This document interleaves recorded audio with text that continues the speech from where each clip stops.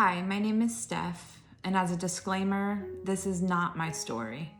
The names of the characters in this story have been changed as a matter of safety.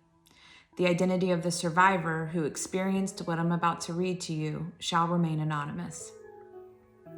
Well, I'm now a therapist, and my experience in a violent relationship has helped me in my work with other survivors of trauma. Even though this relationship derailed my life a little, I believe it was for a purpose because I wouldn't be the helper I am today if it weren't for him. I was 18, fresh out of high school and starting college when I met Robert. He was good-looking, masculine, charming, protective, and made me feel special and wanted. Everything moved quickly, but shortly in about 5 months, I learned he cheated on me. I was shocked because he never gave any indications of this, and then I broke up with him. Don't ask me why, but I gave him another chance. Time went on with trust issues, more cheating, more lying, and more conflict.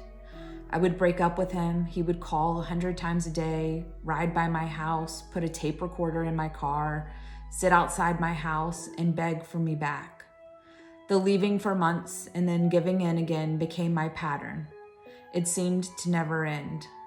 I wondered why God would bring him back around if it wasn't meant to be. So I was confused, thinking that things happen for a reason, so maybe that's why he's here. I was naive, too trusting, and never knew that people were out there like him and had never been warned about the red flags of domestic violence. At some point along the way, I learned that there are psychopaths and abusers in this world, people who lack empathy and purposely hurt others. But I kept thinking and hoping that some change would happen with Robert. Time would go on and a breakup, and I would get weak again, go see him, and things would escalate, especially when we were broken up. If I sat in his truck, he would take me and drive recklessly, 90 miles an hour.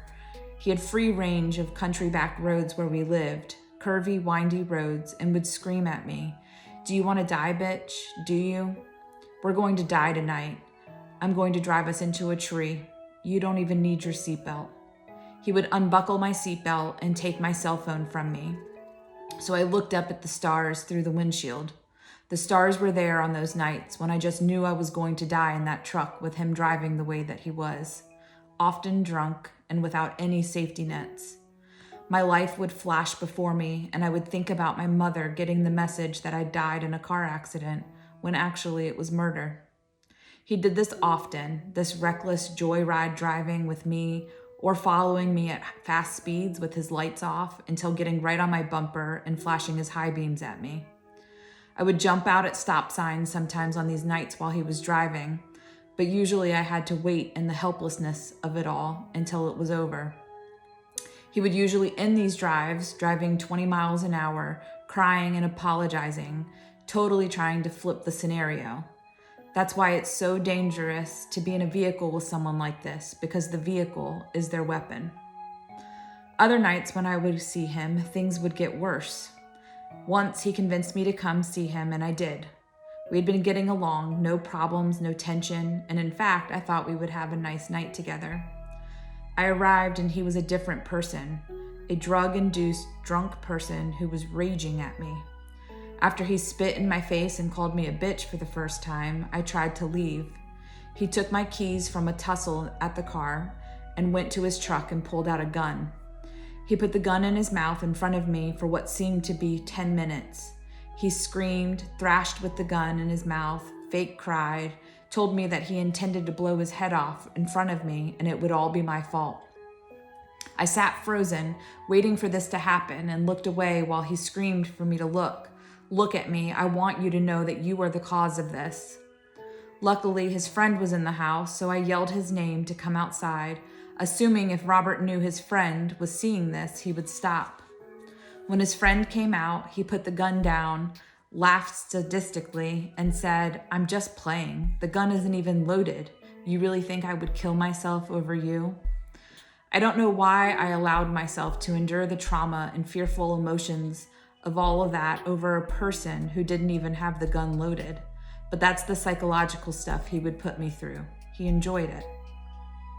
The next few hours were spent with him punching himself in the face, blaming me for it, him going through my phone, spitting all over me, throwing me around, and then a final physically throwing me down like a rag doll around the house before he threw all of my things at me and told me to leave. All of this, meanwhile, was unprovoked, and I had no idea what I had done or not done to make him angry. That was the strange part about it. That was what also made this night different. I had not approached him about cheating. I had not approached him angrily or picked a fight. He was just like a demon this night. I run out to my car with my things, everything but my keys. He unlocked the car as I was running to it, but he still had them. I still felt a slight bit of relief being inside the car and had 911 dialed, but I just couldn't do it. The thoughts started running in my head. Am I really in danger? Is this danger?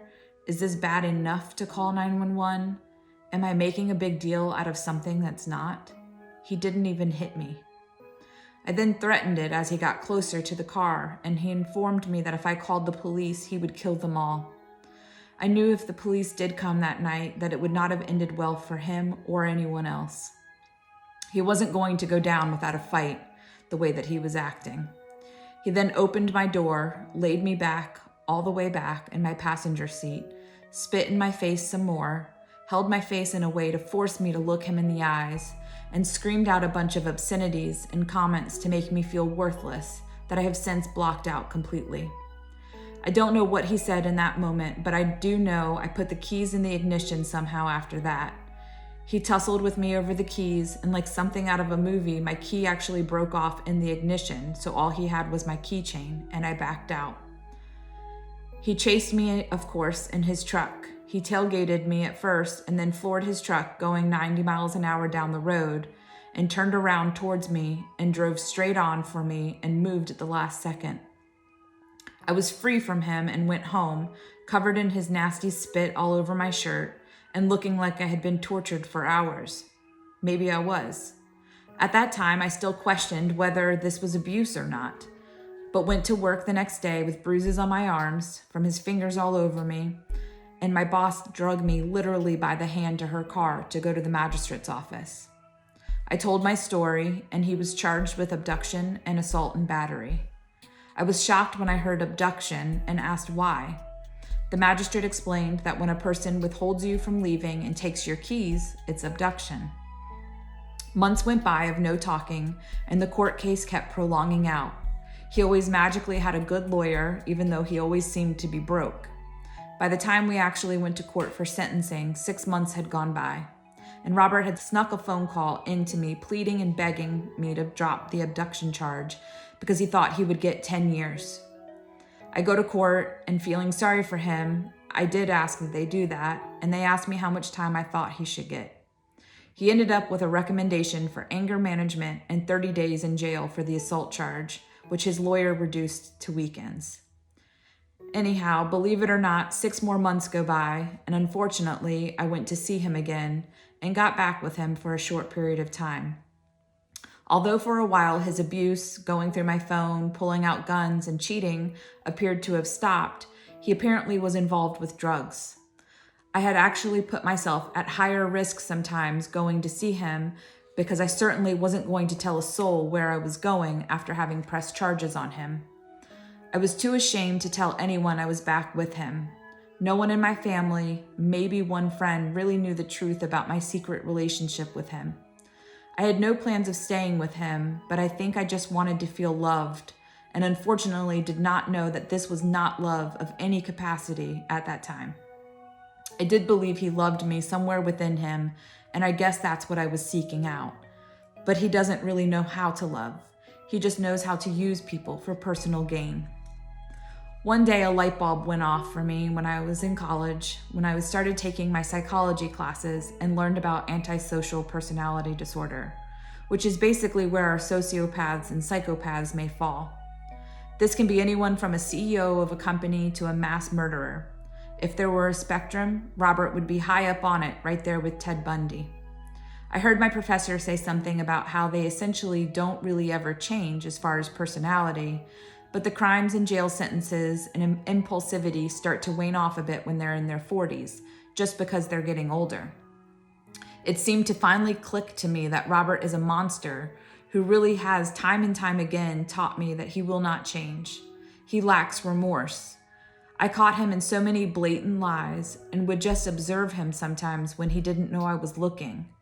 I would be able to catch how when he hurt others or lied, he would give a small smile, like he had gained a small ego boost for his own pathetic self-esteem. The final night, it was his birthday. I was lonely, he was being nice, I was still single, and I guess I just gave in, so I went to see him. I didn't tell anyone where I was going and went after dark. When I arrived, it was the same Robert I had that night years prior when he kept me for 4 hours. This time he started making threats to kill me. He put a knife up to the side of my face, grabbing a chunk of hair and talking about cutting my hair off. When I felt the first piece of hair break, I reached up and slapped him. When I did, his pit bull, who had been at my side since I arrived in a protective manner, sat up on my lap and stared at him as he approached me in his incredible Hulk act. Robert appeared jealous of the dog and wanted to exert his power over the dog, so he grabbed him up by his collar and threw him across the room into a space heater. This led me to jump up to protect the dog, and I did hit Robert. I can't imagine if that was my child what I would have done. Robert then, I suppose, had a little blood on his gum line on his top tooth and started to push on it with his fingers and look at it, then back at me and back at the blood, like, how dare you cause me to bleed? Then he walked me by my throat and held me against the window. He purposely pushed on his mouth as hard as he could to make more blood and wiped it on the inside of my mouth and slapped it on my face over and over again before lunging me towards the stairs. I did catch myself thinking he surely would throw me down the stairs, but he didn't. I left barefoot, knowing if I walked back up the stairs for my shoes, he would kill me. I got to my car and he was outside, thrashing and firing his shotgun into the sky. Then he called me 10 to 20 times with voicemails, which ranged from him crying, saying he killed the dog and shot him, to I did not kill the dog, I'm just playing, threats to press charges on me, apologies, threats of suicide, to begging me to come back over. I left that night looking at a tree, considering seriously driving right into it. I felt like such a piece of dirt that I should just die. And then I saw the stars again and I had some hope come over me. I also knew finally, yes, this is dangerous. Yes, you are in a violent relationship. You are in the relationships you've learned about in your violence against women class. You are a victim right now, and you're going to die in the next few weeks if you continue to see him. I was finally sure this was bad, and this was dangerous, and this was abuse. A week later, Robert's house was raided, and he was busted for major drug distribution. I had no idea the depth of his involvement, and I am so thankful I wasn't there, another indication of his mastermind lying capabilities. I still don't know where his dogs are, but I heard they were there the night of the raid, and I hope they found good homes. He went to jail on and off and continued to call me here and there on my birthday, leaving voicemails from random numbers for years to come, long after I had moved on and dated other people. Him going to jail was a protective factor for me and gave me time to heal and stay away from him.